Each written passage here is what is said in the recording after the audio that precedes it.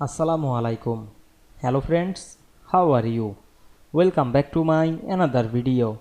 In this video, I am going to show you how to create a table in PowerPoint from Excel.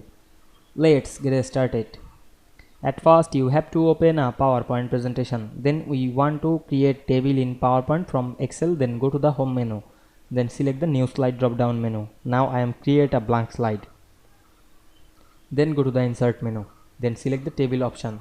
We can see here the option is Excel spreadsheet. Now I am select this to inserting the table from Excel.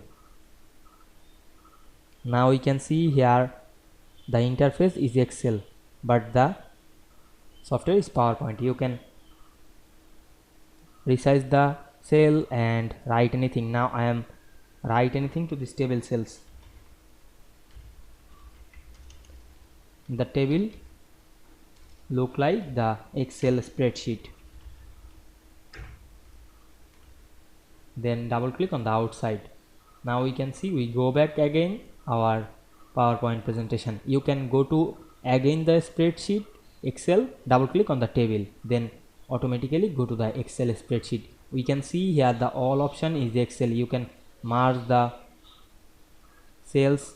At first select this, then go to the home menu and select the merge and center option, then double click on the outside and we can see here the same option to this table cells.